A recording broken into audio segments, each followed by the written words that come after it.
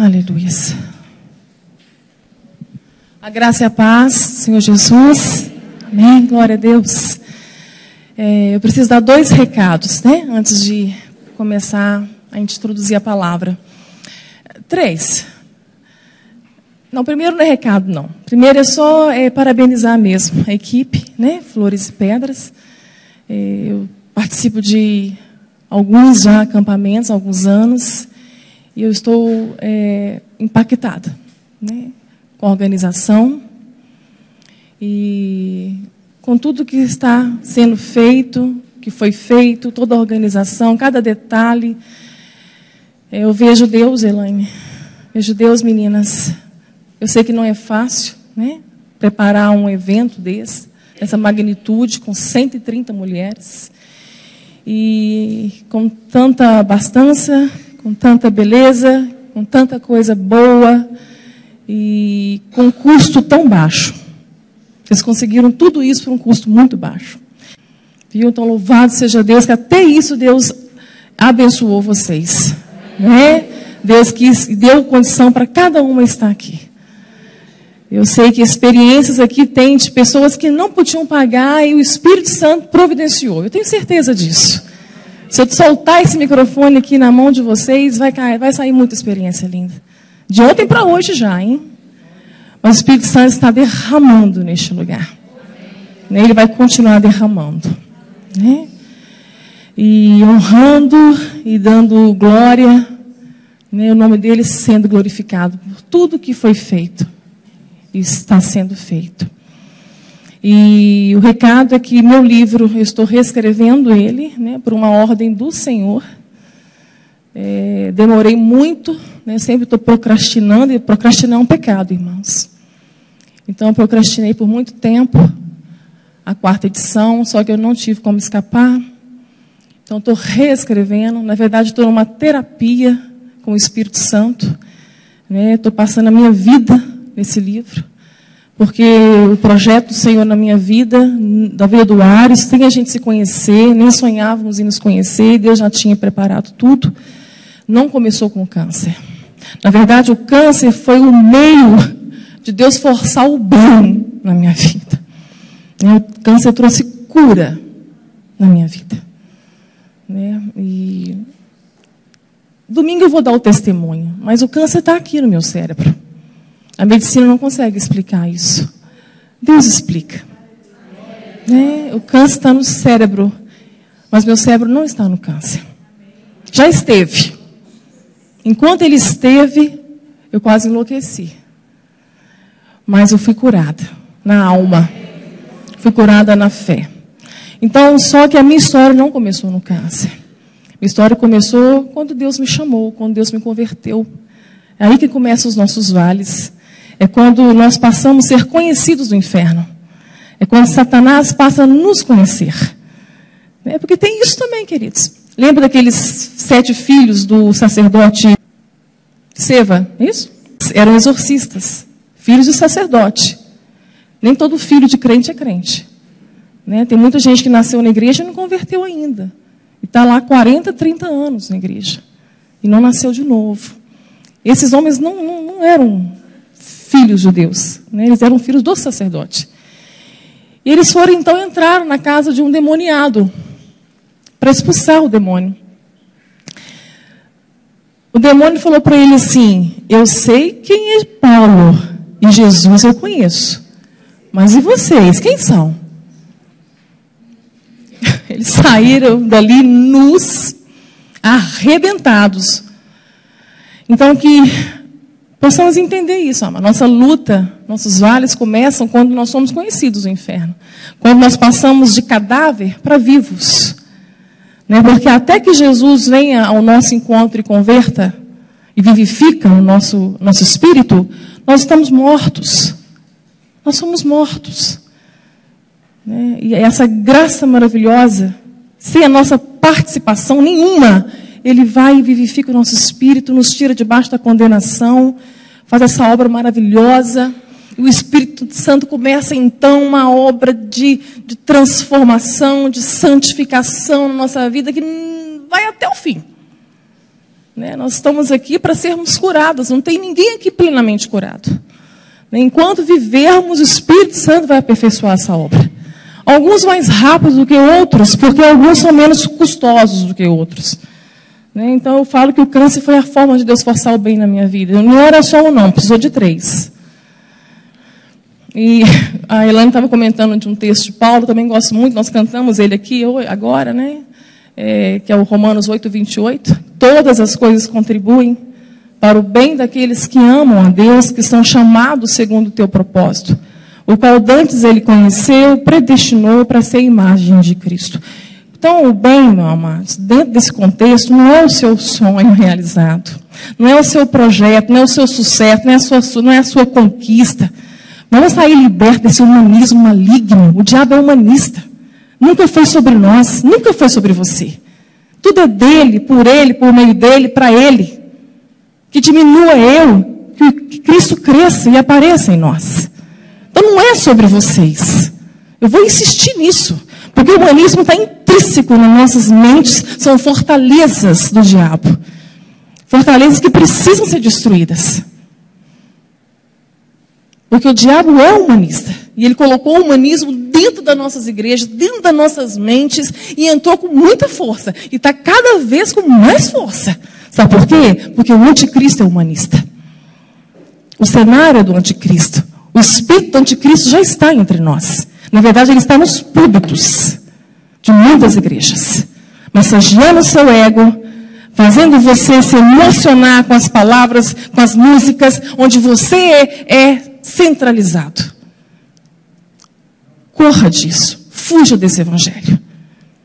Esse não é o Espírito de Cristo. Nós vamos falar disso depois, né, dentro das ministrações.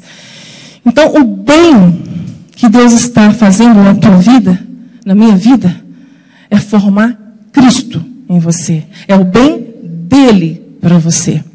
Então, quando eu falo que ele força o bem em nós, a exemplo do câncer na minha vida, e outros exemplos também que a gente tem visto, muitas vezes Deus força o bem colocando um ente querido nosso no leito de uma UTI. Para quem sabe, nessa hora a família se reúne, pelo menos uma vez, nem que seja para pagar a conta do hospital, e peça perdão, aprenda a falar mais baixo. Eu tenho visto doenças, enfermidades, curar famílias. Nós somos custosos, trabalhosos demais para o Espírito Santo. Mas ele não vai desistir. Enquanto essa obra estiver sendo feita em nós, quantas vezes precisar, ele vai nos levar para os vales, vai apertar o cerco, até que Cristo seja formado em nós. Por isso nós não podemos distrair nem aqui, nem momento nenhum da nossa vida, porque está muito difícil discernir o falso do verdadeiro. O falso está muito parecido com o verdadeiro. O pior é que o falso, ele vai ao encontro do nosso ventre. E Paulo fala que há um Deus no nosso ventre. Um Deus que fomenta, tem apetite pela satisfação, pelo prazer pessoal, pelas realizações pessoais. Então o evangelho que está fazendo sucesso é esse, que vai ao encontro dos seus apetites. Então, enquanto a sua alma não for satisfeita em Cristo, na palavra dele, como diz Provérbios 27:17, a alma satisfeita pisa até o favo de mel, mas a alma faminta, a alma que ainda está sendo fomentada pelas coisas dessa terra, pelas coisas dos homens, por aquilo que vai ficar, essa alma, até o amargo para ela é doce. Aquele falso evangelho, ela vai comendo aquilo como se fosse doce. Mas aquilo é uma amargura. Não resolve o problema de ninguém, não transforma a mente. Então foi desses cânceres que Deus me curou. Curou minha fé, curou minha religiosidade, tirou minhas máscaras, para que eu pudesse subir curada. Pelo menos nessas áreas da minha vida. E outras Deus está curando. Reescrevendo o livro no Vale de Baca, o Espírito Santo está me colocando numa terapia com ele. Me forçando, porque a gente foge das nossas verdades. Me forçando a rever lá de trás tantas quedas, tantas oscilações, os motivos, por quê? Quantas vezes eu questionei o Senhor na minha adolescência. Então, eu não trouxe esse livro, né? Ele acabou, então está sendo reescrito. E, em nome de Jesus, maio, eu quero tê-lo. Em nome de Jesus, eu preciso dele em maio. Mas eu trouxe um livro que chama Sim, Dona de Casa, que só está aqui comigo, porque é um projeto de Deus também. É de uma amiga chamada Brenda, ela é de Brasília. Eu tive a oportunidade de conhecer, Deus nos colocou no mesmo caminho, no mesmo sintonia, no mesmo espírito, para que, com a honra que Ele me deu de participar desse projeto. O livro foi produzido lá em Patinga, eu preparei os originais dele e cresci muito com esse livro. O título é muito forte. Sim, Dona de Casa. Assusta, né, irmãs? Porque nós estamos cativas de uma ditadura de pensamento, que mulher não pode ser dona de casa. Isso contaminou todo um século. Amarras, tem mulheres que não precisam nem de trabalhar, mas trabalham para não serem dona de casa. Porque isso não é o padrão do século. O padrão do século é ser bem-sucedida. É ter sucesso na profissão. Esse é o padrão do século. Mas a palavra de Deus fala, não tomeis a forma deste século, mas sejais transformadas na renovação da mente. Brenda, ela era da linha feminista, de uma família de empresários. E foi criada para ser dona do nariz dela, para ser independente. Na faculdade, ela conheceu seu marido, hoje um delegado bem-sucedido. E sempre sabendo que ia ser concurso mesmo, é promotora, é juíza, ela foi criada para isso. A mente dela foi formada para isso. E um dia qualquer, Deus ministrou no coração dela e falou assim, filha, você vai ser dona de casa, mãe e esposa e minha serva. E vai fazer o que me apraz. Brenda teve que entender a soberania de Deus. É a coisa mais difícil que tem. É entrar no centro da vontade de Deus e obedecê-la. Literalmente, Brenda se tornou dona de casa. Então a história é contagiante. Porque também ela traz uma verdade que Brenda esclarece muito bem. Que não quer dizer que tem que ser dona de casa para estar no centro da vontade de Deus. Tem muita dona de casa que não está no centro da vontade de Deus. Tem muita mãe que não é mãe segundo o coração de Deus. Não é esposa segundo o coração de Deus. Não é isso que o sim dona de casa está nos ensinando.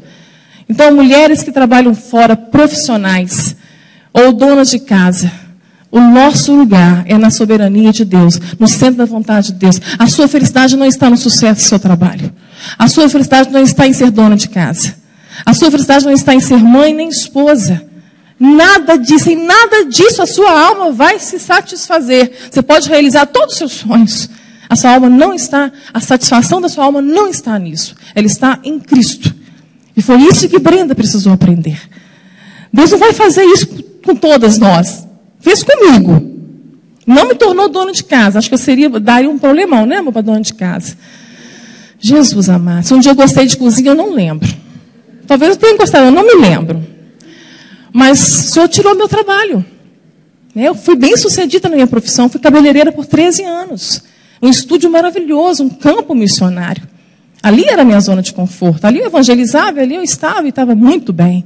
Em 2014, Deus requereu 100% do meu tempo. E me colocou no centro da vontade dEle. Hoje o melhor lugar do mundo para mim, que foi a minha casa, hoje eu tive que aprender que o melhor lugar do mundo é no centro da vontade dEle. Talvez esse seja o centro da vontade dEle, onde você está, no seu trabalho, na sua profissão. Seja qual for a sua profissão, você é uma cristã disfarçada disso aí que você vê. Mas o centro da vontade de Deus é a primazia de Deus, é a sua família, querido. É a sua casa. Então, antes de qualquer coisa, profissão, dona de casa e dentista. Dona de casa e professora. dona de casa e enfermeira. A nossa essência, a honra que o Senhor nos deu para ser coluna, auxiliadora dos nossos maridos, na educação dos nossos filhos e na ordenança da nossa casa. Então, que possamos ser alinhadas com aquilo que é primazia para Deus. Você pode ser bem-sucedido em tudo, mas se nós fracassarmos no projeto mais maravilhoso do Pai, que é a família, porque Ele é Deus família, Ele é Deus Pai, se nós fracassarmos no projeto mais maravilhoso, mas nós fracassamos em tudo. Então, que possamos voltar para essa essência. Sim, hoje esse livro me curou. Quando eu vou preencher qualquer formulário lá, profissão, dona de casa. Gente, eu falo isso com tanto orgulho. Então, assim, isso traz cura para a gente. Então, a Brenda, ela passou por todo esse processo. Não foi fácil. Não é fácil, queridos, obedecer a Deus. Na verdade, é impossível. Tudo é pelo Espírito Santo. E o Espírito Santo, ele sabe disso. Por isso que ele opera em nós, tanto querer como efetuar. Nós não podemos nem querer. Nós não conseguimos. Porque a nossa natureza é inimiga de Deus. Tudo que está em nós foi corrompido pelo pecado, queridos. Não há nada de bom em nós. Tudo dentro de nós grita contra Deus. Então, todo projeto de Deus na tua vida, pode ter certeza que o vento contrário mais forte que vai soprar é você. Não é o diabo. É você mesmo. Não põe culpa no diabo, não. Tudo que Deus tem para a sua vida, que você está resistindo, não culpa ninguém, não. É você mesmo. Tenha consciência disso. Todo projeto de Deus na tua vida vai ter vento contrário. E ele sopra de dentro de nós. Então, que possamos estar nesse centro da vontade de Deus. E sermos curados. Então, o livro está ali, vai estar à disposição das irmãs. Ele é R$20. Outro recado. Eu falei com a Elaine me autorizou. À tarde, eu vim aqui para gastar a minha vida. Eu vim aqui para me gastar. Nós estamos aqui, eu e Yas, largamos tudo para trás para gastar nossas vidas. Então, depois dessa ministração, depois do almoço, quem quiser vir conversar, em particular, comigo, fique à vontade. Fique à vontade. Se for homem, quiser conversar com o Ariston, tá? Tem rapazes aqui, que possamos ser instrumentos de cura na tua vida. Porque é um princípio bíblico. E Deus é Deus de princípios, é um Deus abençoador, mas Ele não vai nos abençoar passando por cima de princípio nenhum. Até mesmo para ser cheio do Espírito Santo. O contexto do tema, nós vamos contextualizar mais à noite. Aquilo que é mais teólogo, mais teologia, doutrina, estudo, nós vamos ter que passar por isso à noite. Porque o movimento pentecostal clássico trouxe muitas linhas errôneas sobre o Espírito Santo. Então, nós precisamos voltar para o Evangelho de Cristo. Eu sou uma pentecostal reformada. Eu sou da presbiteriana do Brasil, mas eu sou uma pentecostal reformada. Nosso Espírito Santo ele não muda. Mas nós precisamos conhecer quem é o Espírito Santo, o que é ser cheio do Espírito Santo, os efeitos dessa plenitude do Espírito Santo em nós. O que é batismo no Espírito Santo, qual que é a evidência de uma pessoa cheia do Espírito Santo. Nós precisamos voltar para isso. Voltar para aquilo que os reformadores conseguiram resgatar no século XVI. No século XIX, nós nos perdemos totalmente. Foi onde o humanismo entrou, onde tudo é para o homem. Onde o homem é centralizado em tudo, até no Espírito Santo. O Espírito Santo ele é organizado, amados, mas ninguém organiza ele. Ele faz o que ele quer, ele sopra como quer, aonde quer. Ele pode soprar em alguém pulando carnaval, queridos? Pode. Ele pode soprar dentro de uma cadeia? Pode. Ele pode soprar aqui? Pode. Ele pode soprar em você? Pode. Ele pode tocar em você. Ele é poder, Ele é Deus. Temos muitas expressões, como vento impetuoso, fogo consumidor, água que derrama, mas Ele não é um gás, Ele não é uma energia, Ele não é um vento. Ele é Deus. Ele é uma pessoa. Ele é da família de Deus Pai. Há uma família, há um concílio no céu. Deus Pai, Deus Filho, Deus Espírito Santo. Ele é dessa família. Ele é Deus, é Ele que está fazendo toda a obra em nós. É Ele que está deixando a igreja pronta, imaculada, revestida, purificada, santa, para encontrar com o noivo. É Ele, amados. E Ele pode soprar em você. Ele pode transformar a sua vida. Mas Ele quer que você se incline para Ele. Até isso é Ele que opera em você. Ele é irresistível. Ele é irresistível. Então, esses princípios nós vamos passar por eles. Então, quem quiser hoje, mais tarde, né? Porque quando nós vamos até Deus, confessamos, nos abrimos com Ele, pedimos perdão, nos arrependemos das nossas mazelas, dos nossos erros, quantas coisas guardadas, quantas coisas escondidas, né? Enterradas vivas. Deus perdoa. Deus não muda, Ele continua perdoando. Mas Deus só cura quando nós confessamos uns aos outros. Confessais uns aos outros e oreis uns pelos outros, para que sejais sarados, curados. Então, se você precisa desse momento, o Espírito Santo vai direcionar você. Mas assim, não sei, talvez 3, 4 mulheres a gente consegue, né, ministrar particularmente hoje. Mas eu não poderia descer desse acampamento sem essa oportunidade. Então, se você está com esse câncer entalado aí por muito tempo, e hoje é o dia de você ser liberta, hoje você vai ser liberta dele. Você vai vomitar ele e vai ser curado em nome de Jesus. Amém? Abra a palavra. Pode acender a luz? Abra em Efésios, no capítulo 5.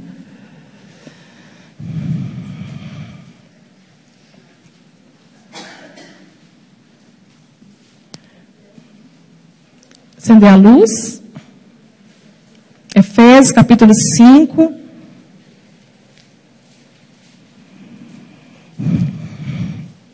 (18).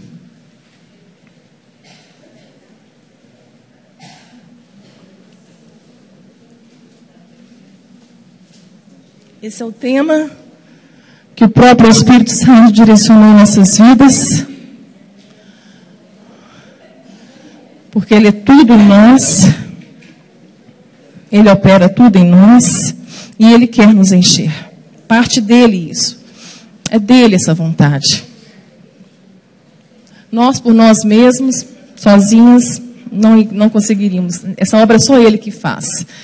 Mas eu sei que nenhum crente, nascido de Deus, nascido de novo, não tenha essa vontade de ser cheio do Espírito Santo.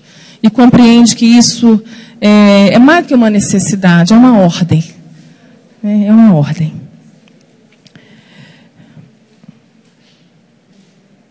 Tá. E não vos embriagueis com vinho, em que há contenda, mas enchei-vos do Espírito Santo. E não vos embriagueis com vinho, em que há contenda, mas enchei-vos do Espírito Santo. Nós vamos contextualizar isso mais tarde, talvez à noite. Mas aqui Paulo está... Quando a gente começa a estudar o livro de Efésios, essa carta aos Efésios, a igreja de Éfeso, é uma das cartas mais sublimes de Paulo. E ele começa mostrando, né, a revelação do plano de Deus, da redenção, a Cristo, a igreja, o corpo, a unidade da igreja. E quando ele vai chegando no capítulo 4, ele vai entrando ali em coisas práticas, em estilo de vida cristã.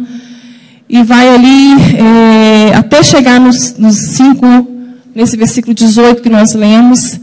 Nós vamos compreender que Paulo ele vai fazer um trocadilho. Em tudo que ele vai falando, despojai-vos do velho homem, né, do Adão, e revistai-vos do novo homem. Depois ele vai explicando o que é isso na prática. Né, ele vai entrando na prática. Até que ele chega também num trocadilho falando, não vos embriagueis com o vinho em que há contenda, mas revesti-vos, sejais cheios do Espírito Santo. Então, isso aqui é só uma continuação de tudo que ele está dizendo dessa prática de vida cristã, que evidencia um convertido, um nascido de Deus, uma pessoa que é cheia do Espírito Santo. Então aqui nós vamos entender que em todo tempo, quando nós tiramos o mal da nossa vida, não basta só tirar o mal, não basta só deixar o pecado. É necessário, é intrínseco que nós coloquemos o bem no lugar. Não basta só parar de falar mentira, mas nós temos que falar a verdade. Não basta só deixar de fazer alguma coisa ou outra, mas nós temos que praticar o que é o contrário disso. É a única forma do Espírito Santo ir nos enchendo.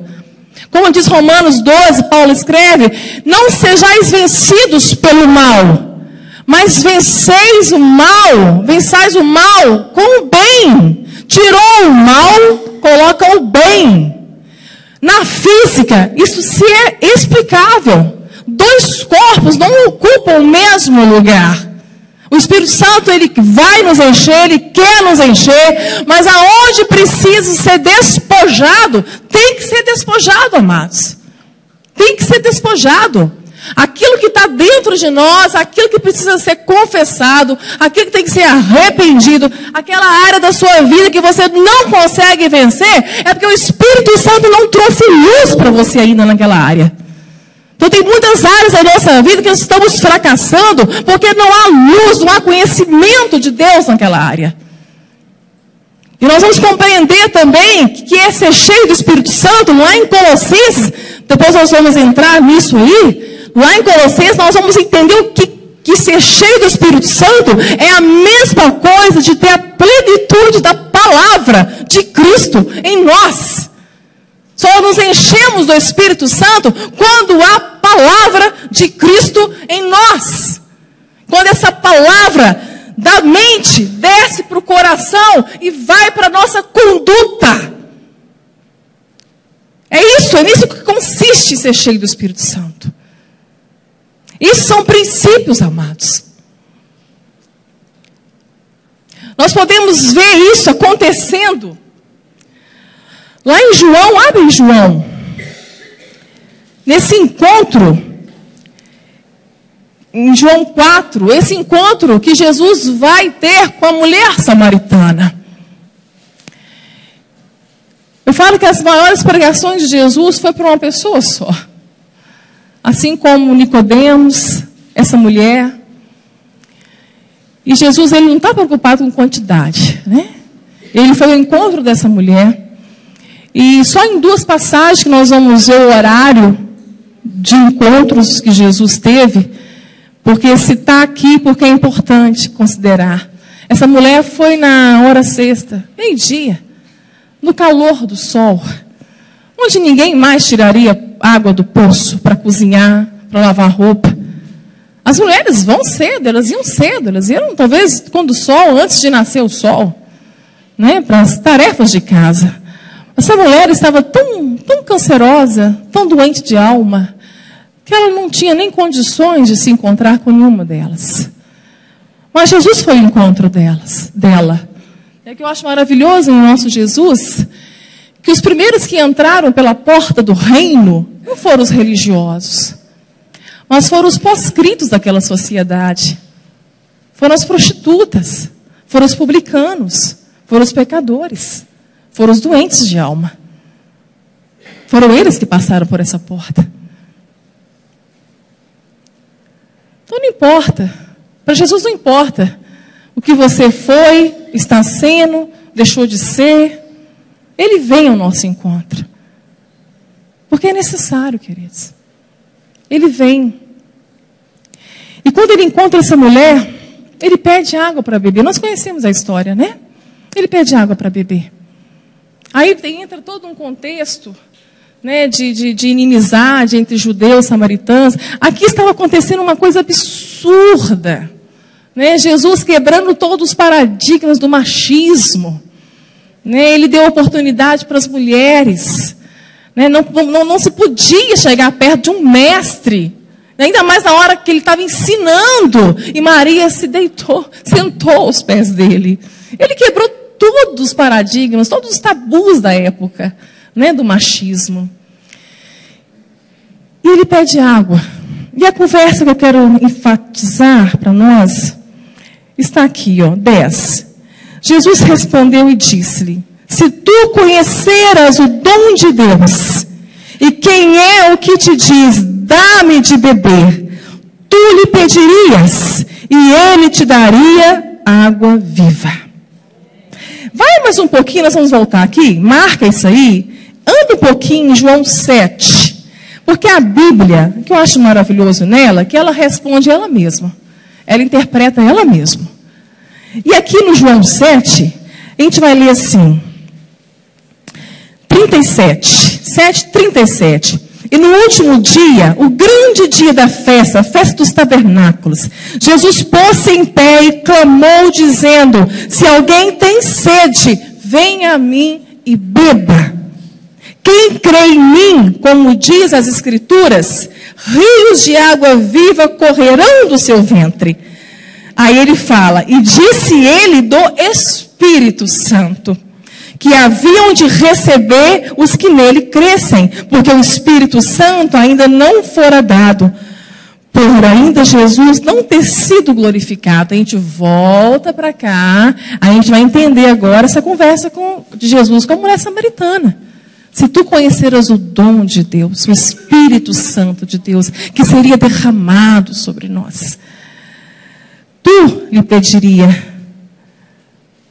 água. Se tu conheceras o dom de Deus, e quem é que te diz, dá-me de beber, tu lhe pedirias, e ele te daria a água da vida. E disse-lhe a mulher: Senhor, tu não tens com que tirar. O poço é fundo, onde, pois, tem água viva? És tu maior que Jacó, nosso pai, que nos deu o poço, bebendo ele próprio dele, seus filhos e seu gado? Jesus respondeu e disse-lhe: qualquer que beber dessa água tornará a ter sede. Esse amargo, esse falso evangelho. Qualquer que beber dessa água, aquilo que é terreno, aquilo que é humano, que é força humana, que é sabedoria humana, Paulo fala que é demoníaco. Enquanto você beber dessa água, você vai ter sede. Mas aquele que beber da água que eu lhe der, quem é essa água? O Espírito, e sim, mas o Espírito Santo. A água também é a palavra que nos lava, que nos limpa. Mas quem beber da água que eu lhe der, nunca terá sede, porque a água que eu lhe der, o que vai acontecer? João 7:37, se fará nele o quê? Uma fonte a jorrar para a vida eterna.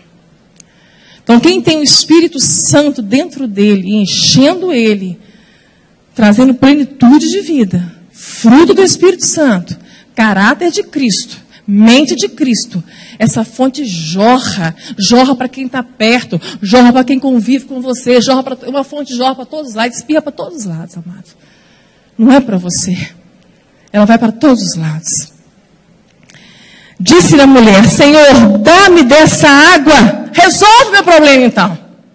Resolve a minha situação que eu não aguento mais. Não aguento mais a minha vida. Está insuportável viver. Dá-me dessa água, para que eu não tenha mais sede e não venha aqui tirá-la. É assim que nós queremos, né? Senhor, resolve meus problemas. Resolve essa situação. Não quero viver isso mais. Não quero passar por isso mais. Disse-lhe Jesus, aí vem a cura. Aí entra lá: enchei-vos, despojai-vos, não vos embriagueis, e enche do Espírito Santo. Amados, vai lá e chama teu marido.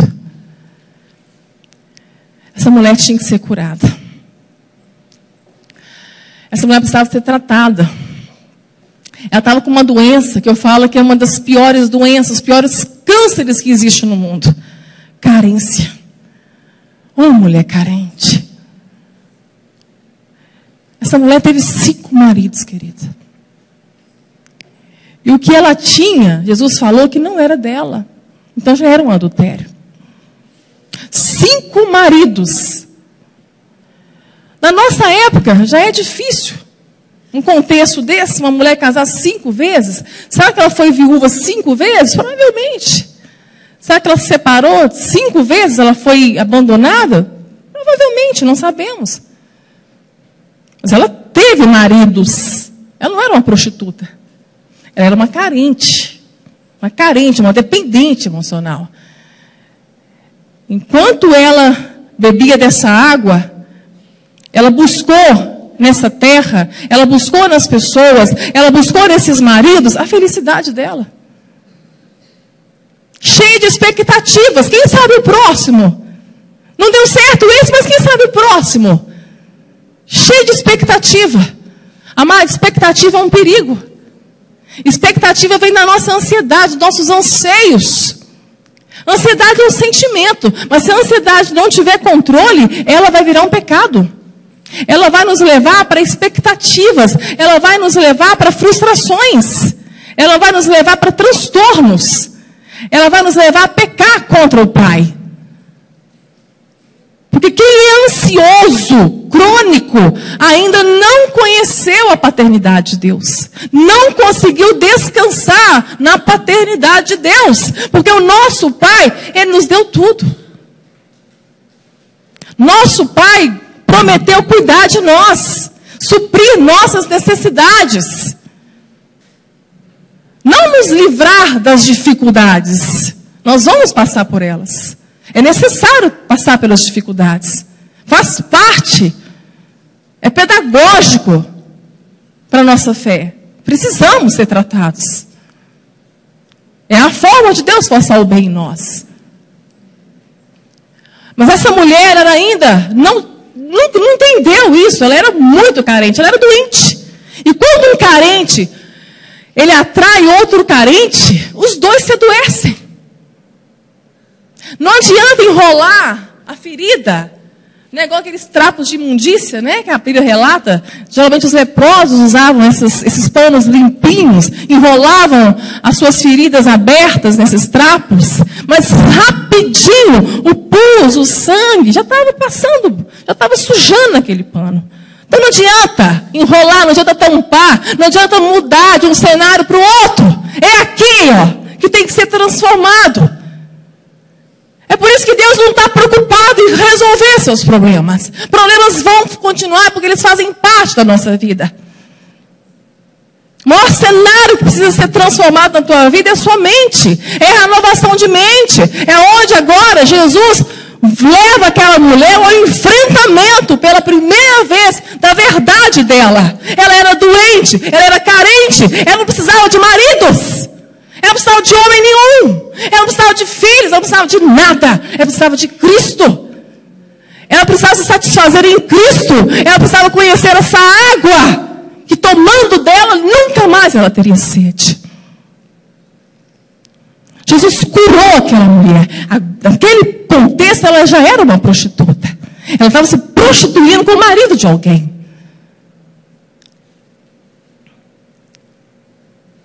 Jesus não desfez dela por causa disso. Jesus toca no lepra. Jesus tem prazer em tocar no leproso.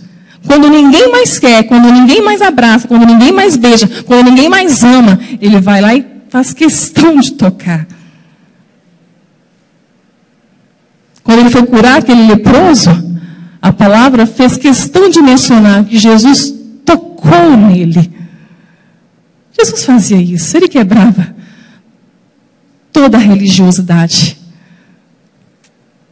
Então ele foi e curou aquela mulher. E aquela mulher se tornou a primeira missionária de Samaria. Primeira missionária de Samaria. Mas eu não sei qual que é o propósito chamado na tua vida. Mas nós não podemos resistir. Não podemos fugir que há um projeto de Deus para a sua vida. Há um projeto de Deus. O salmista Davi conseguiu compreender isso no Salmo 139.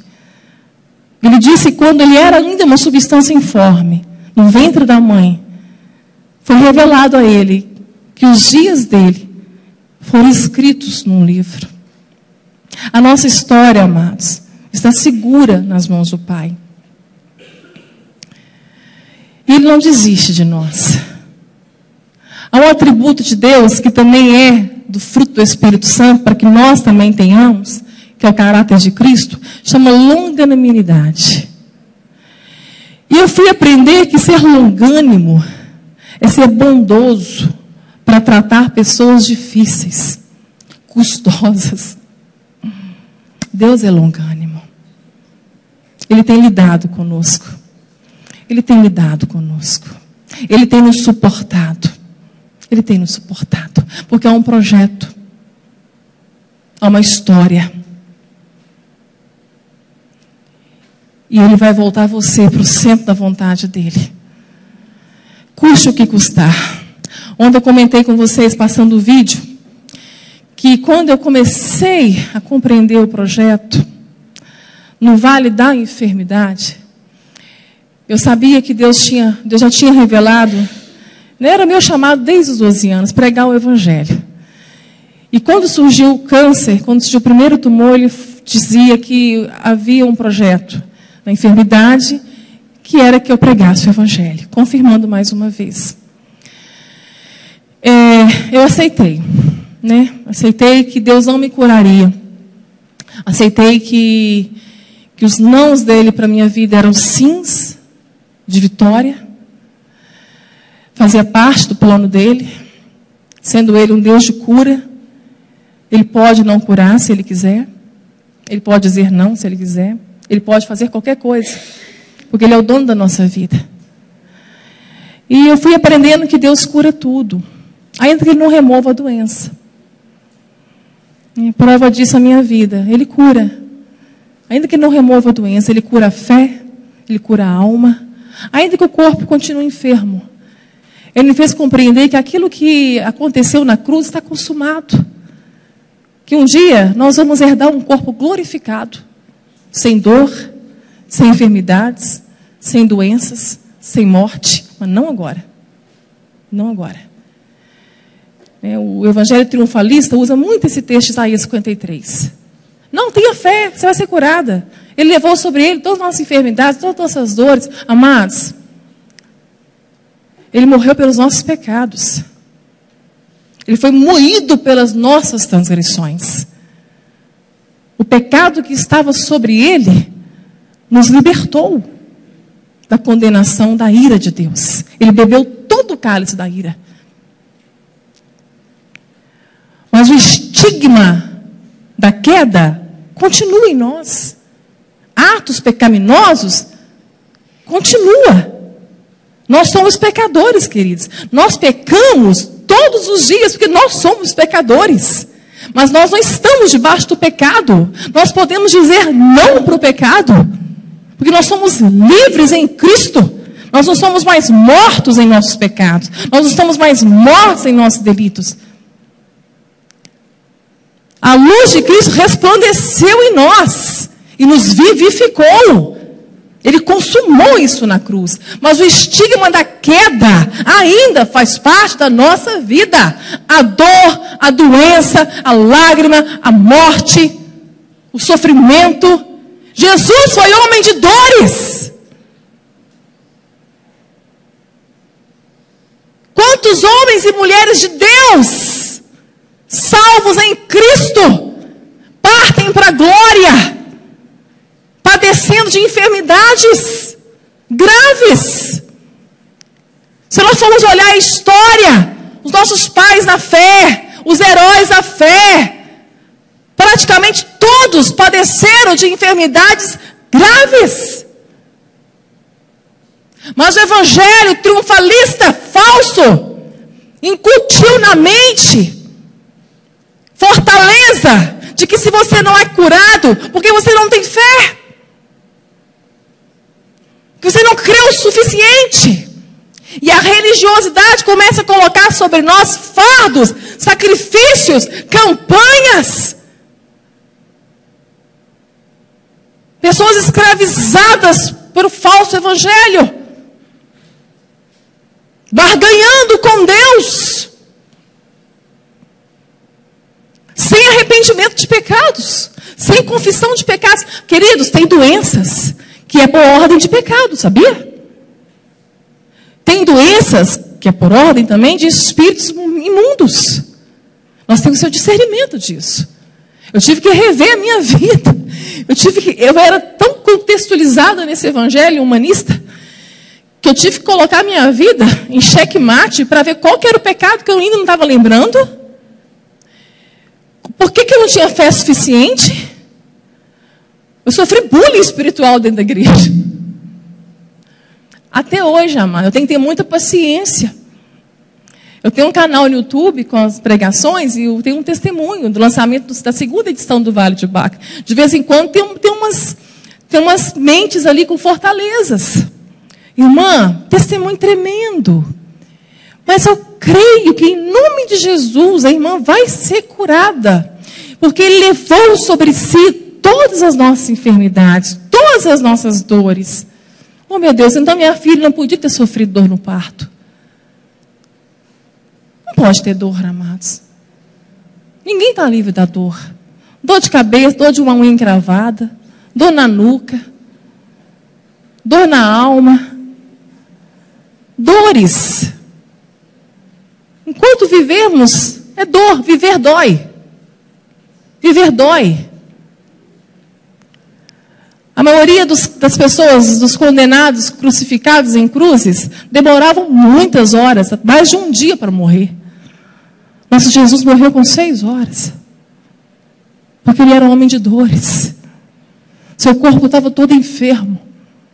Ele estava numa depressão tão severa no jardim de Getsêmani, que a imunidade dele, o emocional dele, abaixou a imunidade, os poros dele dilataram, e ele sangrou pelos poros. O nosso Jesus estava doente. Ele era o Deus da cura.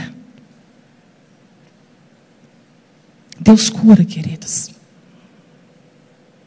Deus cura tudo. Ele cura da forma que Ele quiser. E uma das maneiras mais difíceis de entender Deus curando é quando Ele leva para Ele. Isso também é uma cura. Deus curou minha mãe assim. Então eu comecei a resistir o projeto. Eu estava embriagada. Porque nós podemos trocar o vinho, tirar o vinho desse lugar. Não vos embriagueis com o vinho. Vamos trocar o vinho. Né? Não é do álcool só que Paulo está falando. Nós estamos embriagadas com muitas coisas dentro do nosso coração. O que o vinho faz? O que o álcool faz? Ele nos domina. Né? Quem já encheu a cara aí, quem já ficou bêbada, né? Já perdeu o controle, não sabe nem o que faz. Nem o que falou. Muda até de personalidade. Se é calada, começa a rir. E é outra pessoa. E não sabe depois né, da bebedice, nem sabe o que aconteceu. Nós vamos entrar nisso depois, tá? Porque muita gente acha que ser cheio de Espírito Santo é perder o controle. É ficar desequilibrado. Não é isso, amados. Pelo contrário. Quanto mais cheio de Espírito Santo, mais equilibrado, mais controle tem. Porque é Ele que nos controla. Mas o que Ele está falando aqui, que há coisas que nos embriagam, há coisas que controlam a nossa vida, há coisas que tomam todo o nosso coração. E nosso coração é cheio de ídolos. Nosso coração é cheio de idolatria. Por aquilo que nos controla, por aquilo que nos conduz. Há muitas coisas que encheram o nosso coração, onde o Espírito Santo não vai ocupar, onde o Espírito Santo não vai ser derramado, onde ele não vai encher. Então tem que esvaziar, tem que sair, queridos. É um princípio bíblico. Jesus ia derramar sobre aquela mulher, mas ela precisava tirar os ídolos do coração dela. Havia ídolos no coração dela. Os maridos eram ídolos. Expectativas, sonhos, projetos. Qualquer coisa pode ser um ídolo, uma imagem. Você mesmo. Sua capacidade, sua beleza, sua inteligência, seu dinheiro. Qualquer coisa que controla a tua vida, que te embriaga, que faz você focar naquilo, perder energia, tempo. Redes sociais.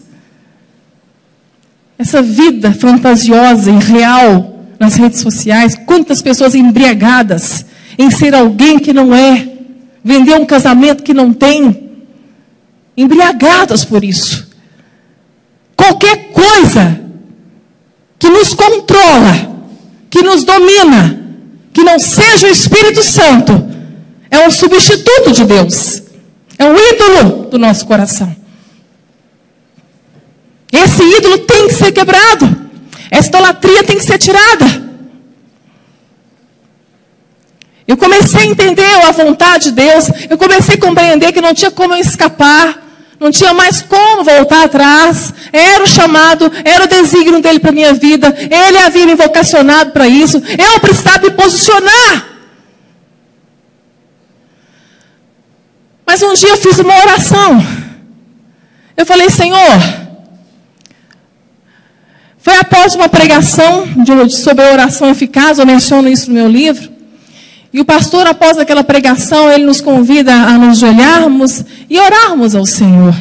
Orarmos no centro da vontade dele.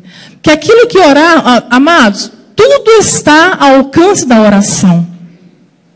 Exceto a vontade de Deus. Você pode orar. Você pode pedir tudo. Aliás, é uma ordem. A nossa relação com Deus está na oração. Há poder na oração. Paulo escreve aos Filipenses: colocai tudo diante do Senhor, em súplicas, em orações, olha a fé curada, e ações de graça. Nem recebeu, nem sabe se vai receber, mas já estou agradecendo. Porque só de ter orado, a oração já está limpando o meu coração, já está tirando a minha ansiedade. Oração cura a ansiedade. A oração nos move para Deus. A oração não faz Deus mudar. A oração não é para mover o braço de Deus ao seu favor. Não, amados. Oração é para mover você para Ele. Oração transforma a sua vida com Ele. O seu relacionamento. Não há outro meio. É pela oração. Por isso, quando nem sabemos orar, o Espírito geme por nós. Ele ora por nós, porque é intrínseco a oração na nossa vida. Não temos como ter um relacionamento com o Pai, conhecer o Pai, se nós não orarmos, se nós não nos relacionarmos com Ele. Vida de oração. Amados, vamos quebrar essa religiosidade. Não é o ter horário marcado. Pode ter horário marcado, não tem problema não. Né? Orar 8, eu oro 7 vezes por dia. Amém, amado. Mas vida de oração é uma vida de oração.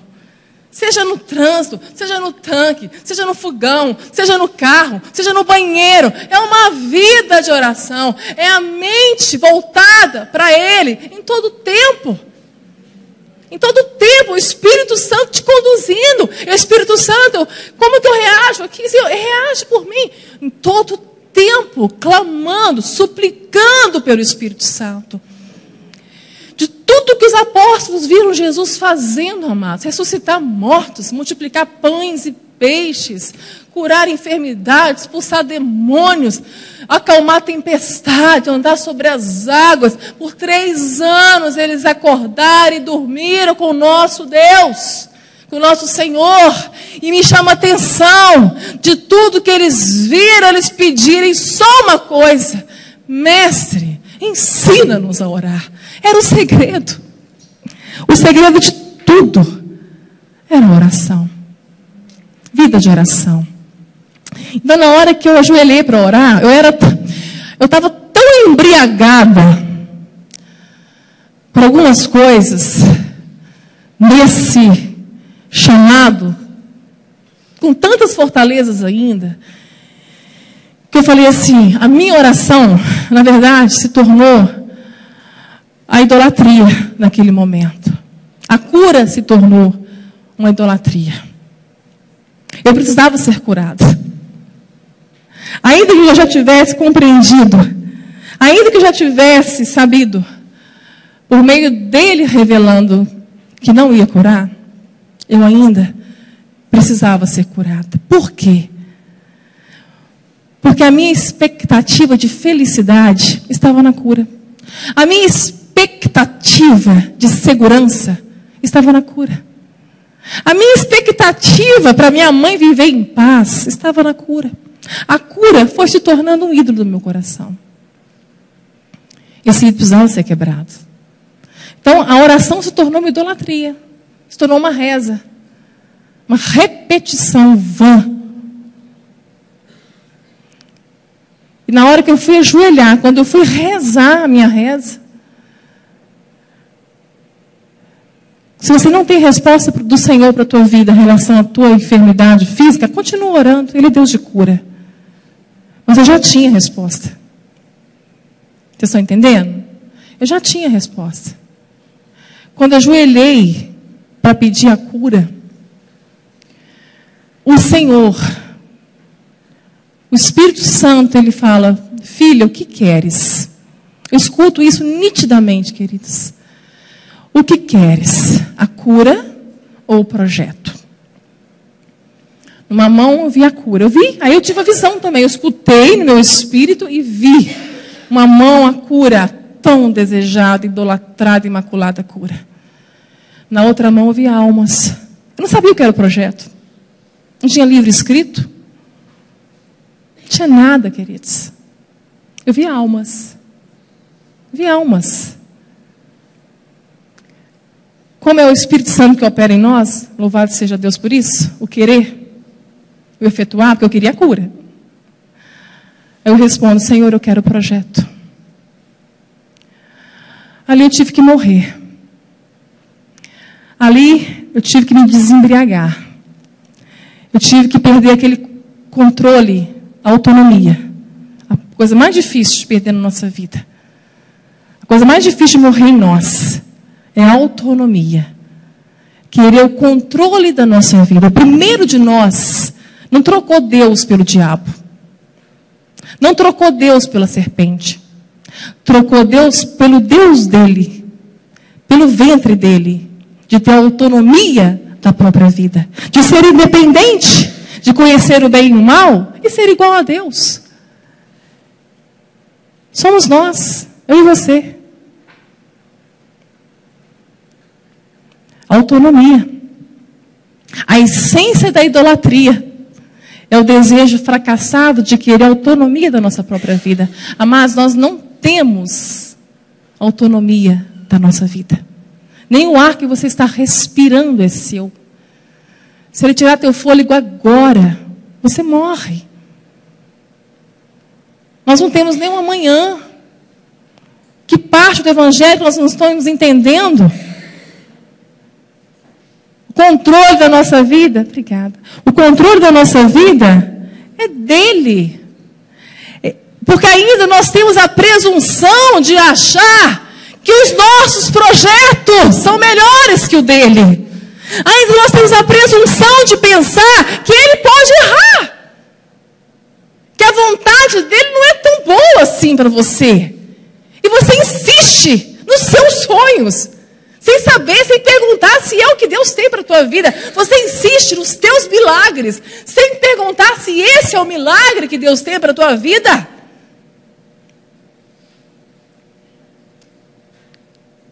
Aí nós queremos fazer a nossa agenda, colocar tudo diante de Deus e dar para Ele assinar embaixo. Amados, o que não começar em Deus, não vai terminar em Deus. Agora, que começa em Deus, termina em Deus. Que possamos ter um começo em Deus. Começar em Deus, nossos pensamentos, nossas vontades. Lembrando que foi tudo corrompido pelo pecado, então como não há nada de bom em nós, nem na nossa mente, nem nos nossos afetos, nem nas nossas vontades, foi tudo comprometido pelo pecado. Precisamos urgentemente pedir socorro ao Espírito Santo, que nos conduza na sua verdade, na sua vontade. Aí nós vamos parar de sofrer desnecessariamente. Quantos sofrimentos necessários que nós causamos e no final queremos culpar a Deus ainda. Porque achamos que fazendo certo pelo certo vai dar tudo certo. Achamos que fazendo para Deus, Deus está nesse negócio. Não, amados. Podemos fazer muita coisa para Deus sem Deus. Podemos fazer tudo certo e estarmos em pecado contra Deus. Porque a religiosidade nos ensinou que pecado são delitos morais. que pecados são só obras da carne. O problema, o pecado é a coisa mais séria, queridos. Você pode estar fazendo tudo certo, você pode ser aquele jovem rico, crentão, moralmente não tinha pecado. O pecado dele era o ídolo do coração dele. Ele fazia tudo certo, mas ele não amava a Deus com a sua força, com todo o seu coração, de toda a tua alma. E Deus provou isso. E Deus faz isso. Jesus faz isso, queridos. Assim como fez com essa mulher. Jesus vai nas nossas doenças. Ele mesmo pergunta para o jovem rico. O jovem rico vem com uma pergunta: o que eu devo fazer para herdar a vida eterna? Ou seja, ele não tinha dúvida nenhuma que ele já tinha a vida eterna. Por causa da religiosidade. Religiosidade é uma coisa mais maligna que eu já vi na minha vida. Porque ela está iludindo muito crente. Fazendo ele pensar que está tudo bem. E pior, muitos crentes achando que estão salvos, achando que nasceram de novo e não foram regenerados. Mas por causa da religiosidade que os conduz, a liturgia, o ritual, tudo, os cultos, a frequência da igreja, os ministérios, canta, prega, toca, ensina. E é uma mazela que nós temos visto, e Ariston, dentro das igrejas, sejam pentecostais, tradicionais, reformadas. Nós temos visto mentes cativas, espíritos não regenerados, pensando em estar salvos. Uma ilusão que a religiosidade causa e causou nesse jovem rico. Jesus, guarda os mandamentos. Ele responde: eu tenho os guardado desde a minha mocidade. Jesus dita para ele. E Jesus, quando vai falar dos mandamentos, né, quais? Ele responde ele. Só que Jesus só fala dos morais. Dos morais, ele foi aprovado. Ele honrava pai e mãe, ele não dava falso testemunho, ele não era adúltero, ele não era homicida. Que aquele que odeia também é homicida, né? Ele não era homicida. Então, impecável. Aí Jesus vai lá. Jesus, ele é um fogo consumidor. Ele é uma espada cortante, que corta dos dois lados. Tanto para cura quanto para juízo. Vai até a divisão da alma e do espírito. Nada fica encoberto. As folhas de figueira que nós cozemos para tampar as nossas verdades, cai tudo diante dele. Diante dos seus olhos como chama de fogo. Cai tudo. Ele é um fogo consumidor. E Jesus vai no pecado, na doença dele. Então vende tudo que você tem e distribua aos pobres. Jesus não está dizendo para os ricos, que são prósperos financeiramente, vender tudo que tem. Porque aquele que é prosperado em Deus, porque para prosperidade pode ser tudo. E a pessoa pode não ter dinheiro e ser próspero. Riqueza e prosperidade são duas coisas diferentes, queridos. Tem muita gente próspera que não é rica. Tem muita gente rica que não é próspera. Então ele foi para curar aquele homem, aquele jovem. Porque o Deus dele era o dinheiro. Então, quando Jesus cita os pecados morais, Jesus não cita o mandamento principal. E a lei se resume nisso. O que Paulo escreve aos Gálatas? Ame o teu próximo. Cumpriu a lei. Mas e Deus? Não, eu só posso amar a Deus no próximo. Dizer que eu amo a Deus e não amo meu irmão, eu sou mentiroso, João fala. Vende tudo que tem. Ele saiu triste de lá. Pedro viu aquilo e falou assim, mas então é impossível ser salvo. Se o crente ali, não foi salvo, quanto mais nós. É impossível ser salvo, Jesus. É impossível para vocês. Mas para Deus, tudo é possível. Tudo é possível. Não há acepção entre nós para tão grande salvação, queridas. A salvação está aberta, a porta está aberta.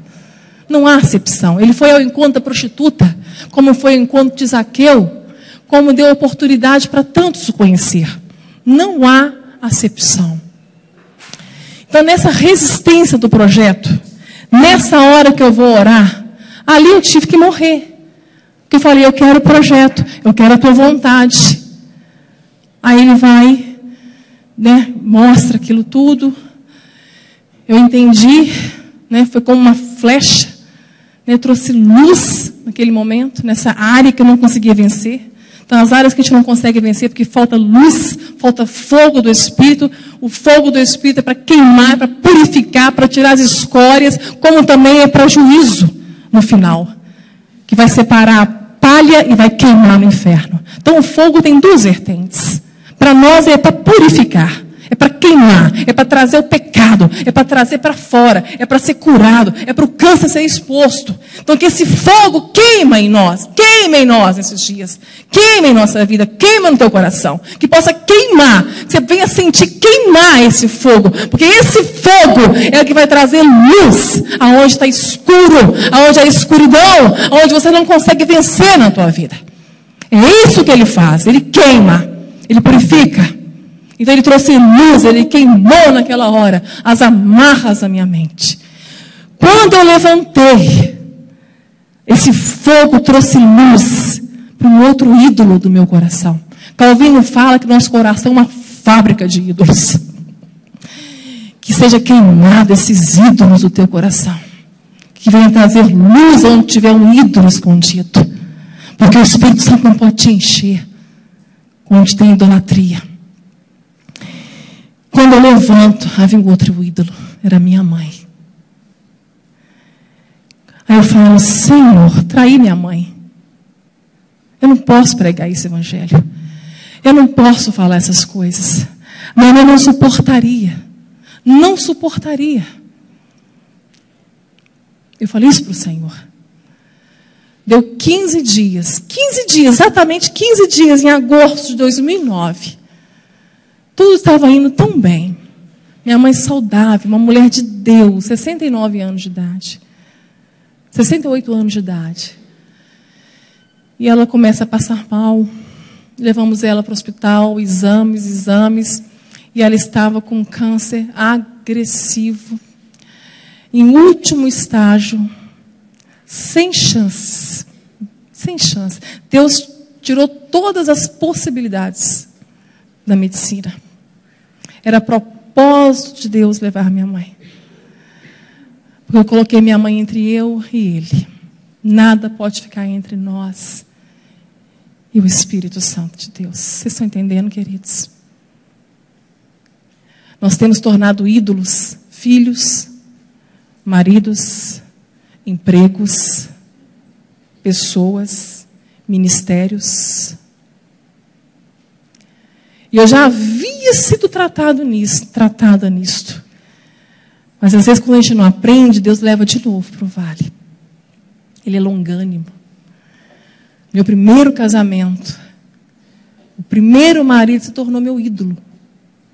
Eu coloquei toda a minha... Eu estava igual a samaritana, carente. Casei com 17 anos, um sonho de amor, achando que a minha felicidade agora estava no casamento, que agora aquela adolescência sofrida ia ser tudo resolvido no casamento.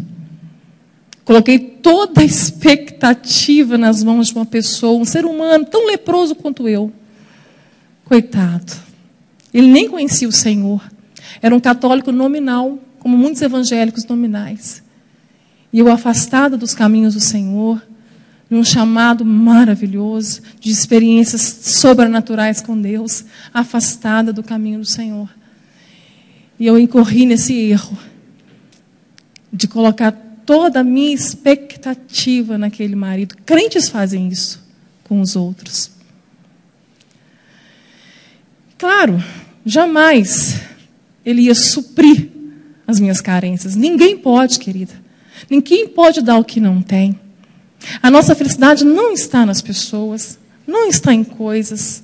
Você pode satisfazer todos os teus sonhos, realizar tudo que você sonhou, amados, ainda vai ficar um vazio, ainda vai ficar uma alma faminta, que precisa ser satisfeita, e ela só será satisfeita com a água da vida, somente com o Espírito Santo de Deus, Quase 4 anos aquele casamento. Eu fiz aquele marido de ídolo. O Senhor me aborda num sonho, porque quase 4 anos eu clamei pela vida dele. Deixei a igreja, deixei tudo. Deixei tudo. Ele foi um baita de um ídolo na minha vida. Eu respirava ele. E quando descubro os primeiros adultérios, aí adoeci de vez. Porque ídolo é assim. Quando colocamos expectativas em ídolo, e eles nos decepcionam, a gente adoece. A gente não suporta mais a vida. Amados, nós podemos fazer até Deus de ídolo. Colocar expectativas em Deus, pensando que Ele vai resolver as nossas expectativas. Ele não vai, Ele não está comprometido com suas expectativas. Nós temos que andar com Deus numa perspectiva, de uma convicção só, que Ele já nos deu tudo. Isso sim é segurança. Perspectiva segura, que Ele já nos abençoou com toda sorte de bênçãos espirituais nas regiões celestiais em Cristo Jesus. Ele já nos deu tudo. Então até em Deus, tem muita gente aqui frustrada com Deus, amarradas em cadeias, prisões, porque Deus não satisfez as suas expectativas. Não vai. Mas pela misericórdia, pela graça dele, Ele me visitou num sonho. E no sonho Ele mostrava a minha vida.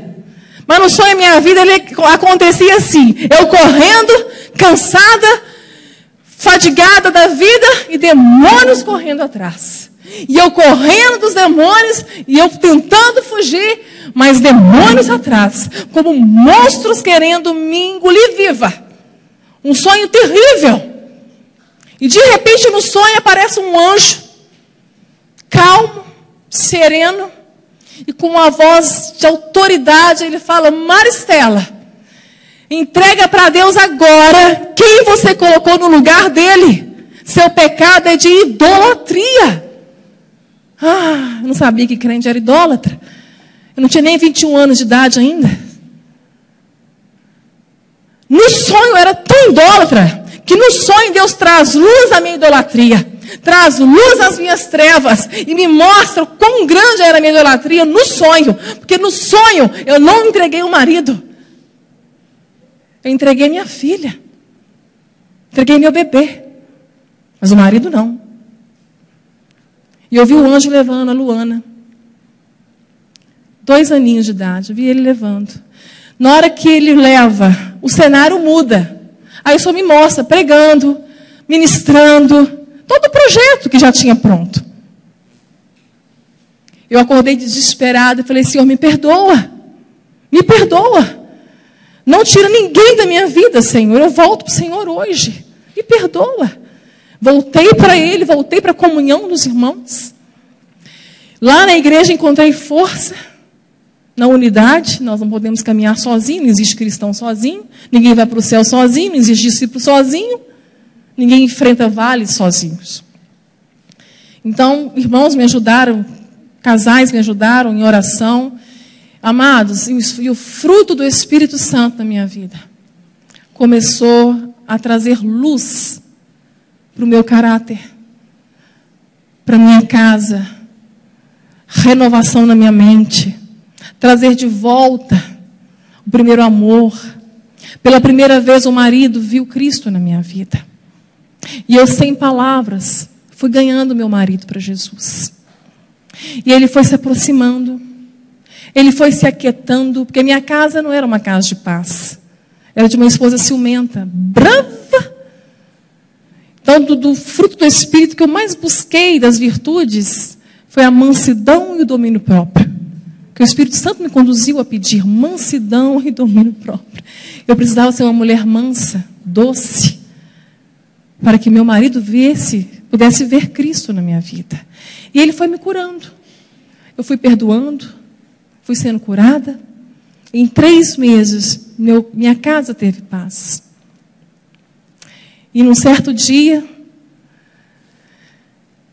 ele foi receber uma dívida. Estava tudo certo para que recebesse. E a pessoa que o devia o pagou com 3 tiros a queima-roupa. Eu fiquei viúva antes dos 21 anos de idade, faltando um mês. Deus conserta as nossas... Deus transforma até o mal em bem. Ele não fazia parte do projeto do Senhor. Mas mesmo assim a graça o alcançou. O Senhor o salvou. O Senhor o salvou. E o Senhor me trouxe de volta. Então, despojar, desembriagar, esvaziar, também diz respeito da ausência do perdão, da falta do amor, do ódio que consumiu meu coração. Meu coração foi consumido por ódio. Eu me tornei uma homicida, como o homicida. Eu queria matar o homicida. Tira o Espírito Santo de nós. Apaga o Espírito Santo. Entristeça o Espírito Santo. Coloca uma arma na tua mão. Quem já matou aí na cabeça? Na mente. Precisa levantar a mão. Levanta a mão, não. Quem já matou alguém na mente? Pois é. Meu desejo era de matar. Quem eu pensava que havia roubado a minha felicidade, a minha alegria. Mas ninguém rouba, ninguém tira de nós aquilo que é eterno. A minha felicidade estava em Deus, minha alegria era do Espírito Santo, só que eu dei lugar ao diabo. Eu deixei o ódio entrar no meu coração. Eu tardei em perdoar. A minha vida virou um ciclo vicioso. Estagnou minha vida espiritual por causa daquele crime, por causa daquela situação. E minha mãe teve que ministrar na minha vida o perdão. Queridos, Deus é Deus de princípios. Ele é abençoador. Mas a palavra dele diz que se nós não perdoarmos, ele não nos perdoa. A palavra diz que se nós não perdoarmos, ele nos entrega a atormentadores, a verdugos. O que é isso? Na nossa mente. Hebreus 12 vai dizer que se nós não perdoarmos, se nosso coração entrar uma raiz de amargura, isso vai nos perturbar. E vai contaminar até aqueles que estão perto de nós. Porque é isso que a amargura faz. E Satanás sabe disso. Então eu tenho visto que os piores cânceres, talvez o pior câncer da nossa alma seja a ausência do perdão. Seja a amargura, seja o rancor. E queremos viver uma vida espiritual, enterrando aquilo que está vivo. Pensando que se enterrar e não se lembrar que tudo está resolvido, não está, queridas. Não está. O inimigo das nossas almas, ele é um legalista. Ele é um legalista. Aquilo que está enterrado, vivo, tem poder sobre nós, amados. Ele tem a força que nós demos para ele. A nossa vida tem que ser totalmente santificada. Nós temos que nos esvaziar de tudo que nos embriaga. Talvez seja o ódio que te embriaga. Talvez essa vida que estagnou, esse ciclo que você está vivendo, que nada dá certo, não é culpa de ninguém, queridos. É o que te embriagou. É o que você guardou no teu coração e escondeu e fechou, enterrou as 7 chaves. Está vivo. Está vivo. E Deus é um Deus de princípio. E essa é uma das maiores curas que precisamos ter na nossa vida. É liberar pessoas. É ser livre dessas amarras. É perdoar quem nos ofendeu. Seja qual foi a ofensa. Qual foi o crime. Que nós não somos maior que o nosso Senhor. A maior demonstração de poder de Jesus foi naquela cruz, quando Ele olhou para nós e falou: Pai, perdoa eles. Eles não sabem o que fazem. Queridos, o perdão que o Pai nos deu é impagável. Nunca conseguiríamos pagar a nossa dívida. A nossa dívida é enorme, impagável. E Jesus conta essa parábola que nos faz entender o tamanho desse perdão, lá no Mateus 18, quando Pedro pergunta: Pedro, nós, Pedro, até quantas vezes tem que perdoar, meu irmão? Até 7. Aí eu estou livre? Se ele não mudar? Se ele continuar fazendo as mesmas coisas? Não, Pedro. O perdão é pleno.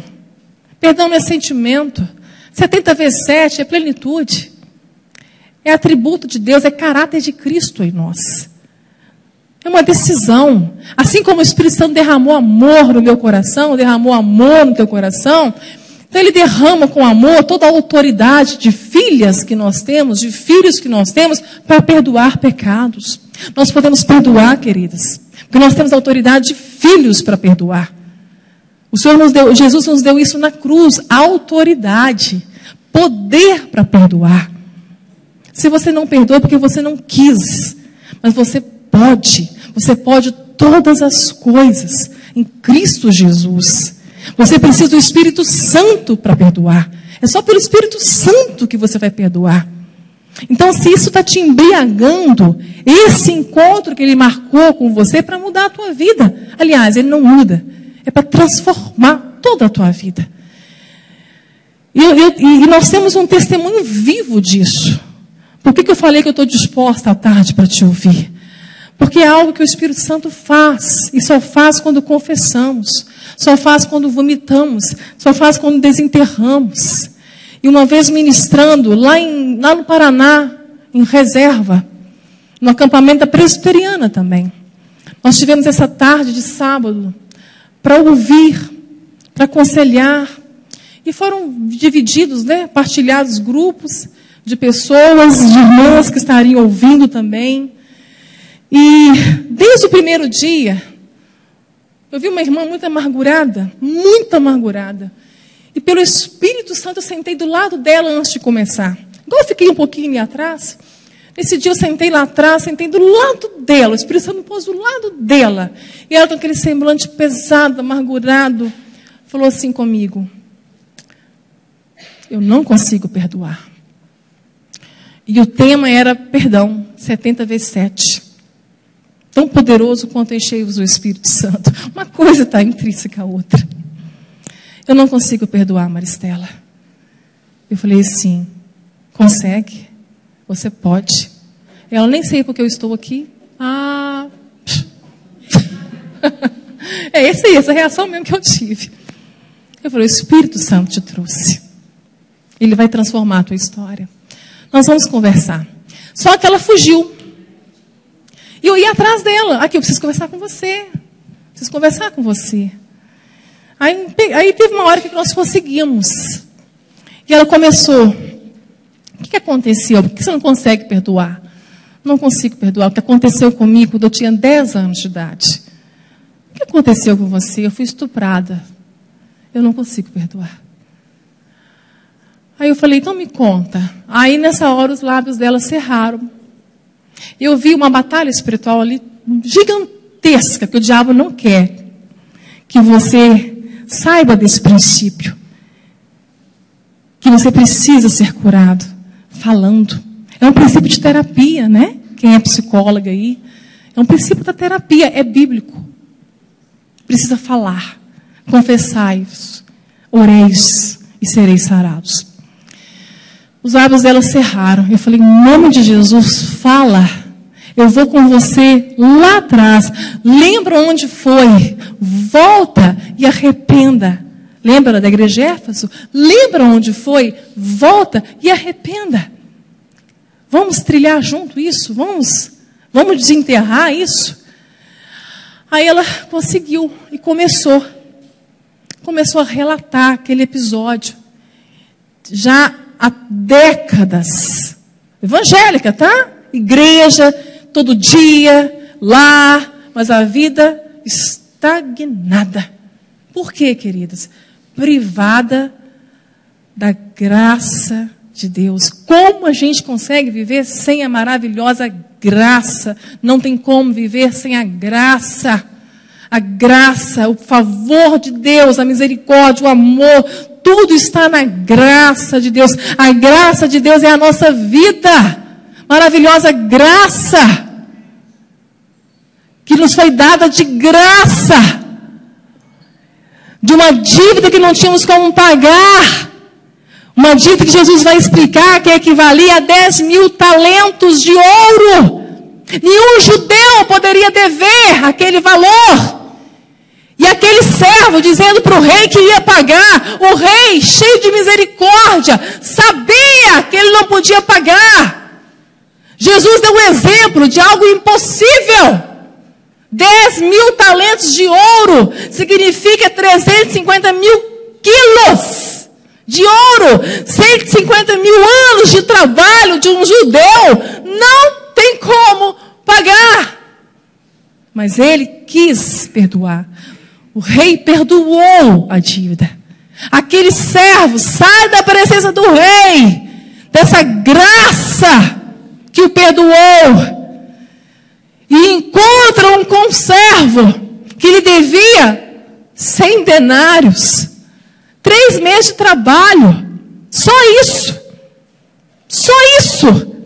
Ele pegou aquele conservo dele, falou que queria receber, que não admitia ele não pagar, que não admitia a dívida. E encerrou aquele conservo na prisão. Os outros servos do rei viram aquilo, contaram para o rei. O rei se indignou, porque diante de um perdão tão imenso, nós viramos as costas, sentamos no trono e julgamos quem nós vamos ou não vamos perdoar. Qual dívida ou ofensa queremos ou não perdoar? O rei se indignou. Esse rei é o nosso Deus. Esse rei manda chamar aquele servo impiedoso, mau. Eu perdoei uma dívida impagável, e você não perdoa uma dívida pagável. Mandou encerrar aquele servo na prisão. Foi diabo? Não, foi Deus. Entregou aos atormentadores. E Jesus termina: assim o meu Pai fará com aqueles que não perdoarem de todo o coração. Esse é o maior câncer, o maior embate que nós temos visto hoje. Que Satanás sabe que esse câncer nos priva da graça de Deus. Cuidado para que não sejais privados da graça que, brotando uma raiz de amargura, vos perturbe. É uma raiz só. Não precisa ser muito grande, não. É uma raiz. Uma raiz que vai crescer. Vai virar uma árvore frondosa. Vai ser um câncer que vai dar metástase pela sua vida fora. E te contamine, te perturbe, e você vai contaminar a todos. Cuidado. Amados. E aquele ódio daquela mulher pelo estuprador era imenso. Engoliu a vida dela. Uma cena terrível. Quando ela descrevia a cena, estava tão vivo na mente dela que parecia que tinha sido naquele dia. Porque é assim que está dentro da nossa alma. Está vivo. É maligno. E eu comecei a chorar. Eu comecei a falar com o Espírito Santo, eu não tenho condições. Não tem palavra humana para isso, Espírito Santo. Eu não sou psicólogo, não sou terapeuta, não sou formada nisso. O que eu faço agora? O Espírito Santo vai, enquanto ela ia falando, que ela tinha que falar, ela começou, foi puxando o rolo de linha. Tinha muita coisa. Enquanto ela falava, o Espírito Santo me dava uma visão. Me deu uma visão de uma bola de pus. Amarela. De tão infeccionado. O Espírito Santo falava comigo assim: filha, fura. Continua furando. E esprema. Vai espremendo. Até sair todo o pus. Ouvir. Conduzir. O Espírito Santo só precisa disso, queridos. Disposição da sua alma para o próximo. Espreme tudo. Deixa a ferida limpa. Porque curar, só eu curo. E eu vou curar. Então, meu trabalho ali era esse. Era de conduzir, era de ouvir, era de ir junto, era de sentir a dor do irmão, a empatia, ter dor, sentir a mesma dor. Eu sentia a mesma dor. Foi doloroso. No final, amados, ela vai contar tanta coisa. Aos 12 anos, já não ia mais à escola, já não queria mais tomar banho. A mãe se tornou depressiva. E aquilo destruiu toda a família. Começou a tentar suicídios. A morte fugiu dela muitas vezes. Ela não conseguia nem tirar a própria vida. Ela contava que um dia, num semáforo, numa avenida muito intensa, ela fechou os olhos, esperou o semáforo, quando o semáforo abriu, ela atravessou. Ela foi atravessando. Quando ela parou do outro lado, ela olhou, os carros estavam todos parados. A morte não tocou nela. Normalmente isso acontece, foi por lesbianismo. Estava traumatizada com a figura masculina. Não suportava a figura masculina, a imagem masculina.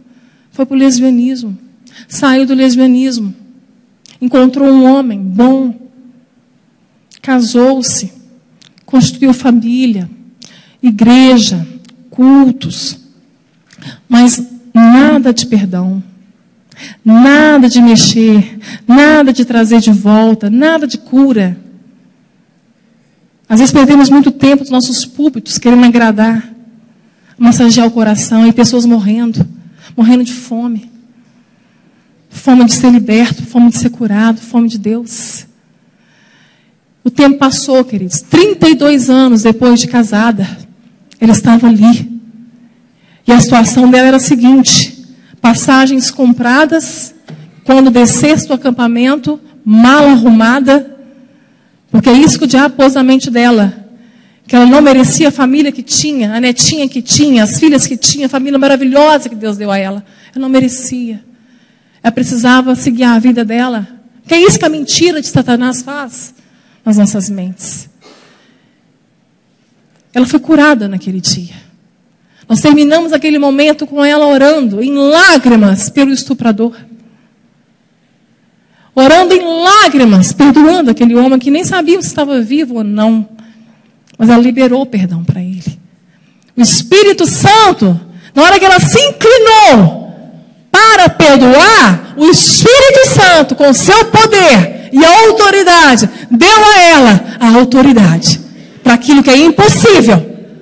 E ela perdoou. Agora a cena já muda. Deus me dava outra visão quando ela estava orando pelo estuprador, pedindo perdão a Deus pelos pecados dela, que a culpou o mundo todo, pôs culpa em tudo, culpa até a maldição hereditária, que é uma falácia, que é uma heresia. Mas não enfrentamos nossas verdades, culpamos todo mundo, colocamos culpa até em coisas que não existem. Heresias, invenções. Mas não tratamos das nossas verdades. Então ela foi pedir perdão a Deus também pelas suas culpas, pelos seus pecados. Porque agora aquele fogo que purificou e queimou, estava trazendo luz, estava trazendo as escórias. Estava limpando, é isso que o fogo faz em nós. Fogo não é para sentir emoção não, amada. Fogo não é para falar em línguas não, queridas. Não é para o sobrenatural de Deus, não. O fogo é para purificar. É para trazer a sujeira de dentro para fora. É para nos tornar purificadas, limpas, curadas. Santas mulheres de Deus. Santos homens de Deus. É isso que esse fogo faz em nós. Ela chegou em casa, curada, mas com muitas feridas ainda para serem tratadas. Com muitas sequelas. Ela correu quando a menininha abriu a porta, a filha mais nova. Mamãe, deu um abraço nela. O marido tinha arrumado a mesa do almoço, feito o almoço. Era isso que o diabo estava roubando dela há 32 anos. E ela correu, escondeu, rasgou as passagens. Há pouco tempo que o marido foi saber disso, queridos. Por 2 anos ainda, eu caminhei com ela no vale. Haviam sequelas para serem curadas. E hoje ela está curada, plena. O marido é um pastor. Vem cá, Dalva. Vem cá. É um instrumento de cura, amados. Quando a Dalva falou que vinha, eu não acreditei. Porque uma vez estivemos num acampamento. E não era essa mulher. Levou tempo, amados. O vaso quebrou muitas vezes. E Deus foi trazendo luz. E o Espírito Santo não é como nós, que muitas vezes damos um holofote nas pessoas. O Espírito Santo não. Ele é como a luz da aurora que vai brilhando dia e dia até ser dia perfeito. E muitas vezes queremos que a pessoa se resolva, seja transformada da noite para o dia. Não é isso que o Espírito Santo faz, queridos. Por isso precisamos do fruto dele, a paciência. Amor. Por 2 anos ainda, né, Dalva? Caminhamos juntas. O Espírito Santo foi trazendo luz às sombras, foi curando sequelas. Quantas sequelas, meu Deus? Vocês que estão sendo curados, vão sair daqui curados, vão ter sequelas para serem tratadas. Vão precisar de ajuda.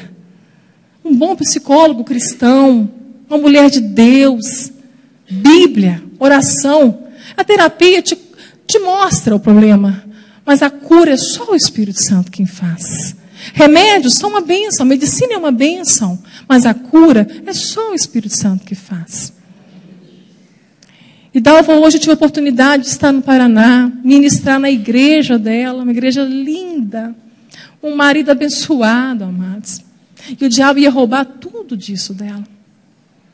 E eu vi lá Dalva lutar com todas as forças, ela se inclinou, ela bateu, ela buscou, ela pediu, até que o Espírito Santo veio e vem tratando. Louva a Deus pela vida da Dalva. Ela está aqui sem nenhuma vergonha, sem máscaras. As verdades já foram trazidas, já foram curadas. Dalva parou de estudar aos 12 anos, voltou aos 10, né, quando foi que aconteceu, voltou para a escola. Está estudando novamente. E aonde Deus planta a Dalva dá fruto. Dalva tem sido instrumento de cura dentro da escola. Todo o teu mal, Deus transforma em bem. Deus não desperdiça sofrimento, não, queridas. Quer falar, Dalva? Marido pastor? Marido pastor. Pastor Valdemir, um homem de Deus. Nós tivemos a oportunidade, o privilégio de conhecer essa família, gente. Isso é maravilhoso. Quantas outras curas, né? Nós já vivemos outras experiências de acampamentos. Né? Então, é isso, Elaine. Né? Isso é maravilhoso. Vocês que estão aqui, queridos, podemos ver o sorriso no rosto, ver cantar, ver chorar, mas tem câncer aí dentro? Está embriagada? Não vos embriagueis, coisa alguma. Não fique e não continue embriagada, mas enchei-vos do Espírito Santo. A mulher samaritana foi curada. Ela encontrou a água da vida. A água da vida está aqui. E ela está aqui jorrando para ser bebida. Quer falar, Dalva? Dalva, você não tem vergonha? Fala, dá uma palavra para elas e ora por nós para encerrar. Paz, irmãs. Realmente o que aconteceu na minha vida, né, foi um trauma muito grande, como a Mari falou, e foi, né, desencadeando por muitos e muitos anos. Mas no congresso que nós tivemos em 2016, eu não podia ir nesse congresso de jeito nenhum, porque era uma festa na empresa do meu esposo, e eu tinha que ir para ajudar na decoração e tudo.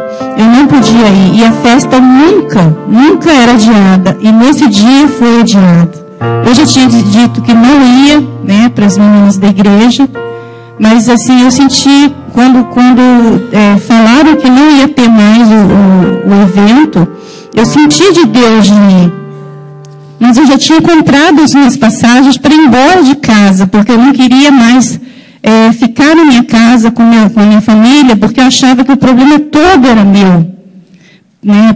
Por causa de mim, que a minha família eu não merecia minha família, o problema todo era meu. Então, eu já tinha comprado as minhas passagens, e na segunda-feira, o congresso foi igual aqui, sexta, sábado, domingo, e na segunda-feira eu ia embora de casa, né, sem comentar com ninguém, sem ninguém saber, eu ia sumir. Mas Deus é tão maravilhoso, né? Deus é tão bondoso, que Ele reverteu todo o quadro. Ele mudou a história lá, né, no trabalho do meu esposo, e fez com que eu fosse no encontro. Eu não sabia do tema, o que era o tema. Quando eu cheguei, eu me gelei assim o tema, né? Perdoar 70 vezes 7. Então, ali foi o trabalhar de Deus. Deus começou a trabalhar na minha vida. Eu conheci a Maristela, foi 2 anos de tratamento, né, intensivo. Deus curou outras coisas, e graças a Deus, eu não estudava desde os 10 anos. Eu não conseguia entrar numa sala de aula, não conseguia entrar numa secretaria. Tentei fazer várias vezes a matrícula da escola, não conseguia entrar. Então, Deus trabalhou profundamente, e hoje Deus tem abençoado, tem feito até palestra na escola sobre, né, o suicídio. Então, foi muito bom, né? Deus tem trabalhado cada dia, sendo abençoado na vida de outras mulheres na escola, porque é uma escola de jovens e adultos, né? Então, Deus tem trabalhado grandemente, né? Tudo por isso, porque eu perdoei, né? E Deus me lavou, e o pulso foi espremido, e eu estou curada. Amém. Vamos orar.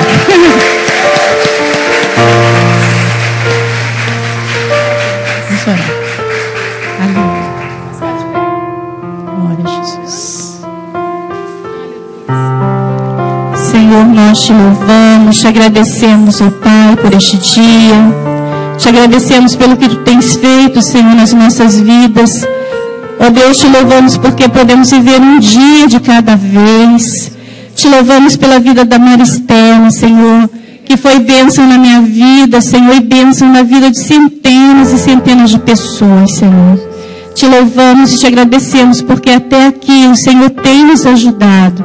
O Senhor, tem suprido as nossas necessidades. O Senhor há de trabalhar no nosso coração, Senhor, nestes dias que estamos aqui. Que possamos, Senhor, deixar ser tratados por Ti, Senhor. Dá a Tua bênção, Senhor, nos restantes deste dia. Ser conosco. Trabalhe, Senhor, no nosso coração. Porque queremos sair daqui curadas, Senhor. Restauradas, Senhor, e lavadas com o Teu sangue, ó Pai. Nós oramos e Te agradecemos em nome de Jesus. Amém.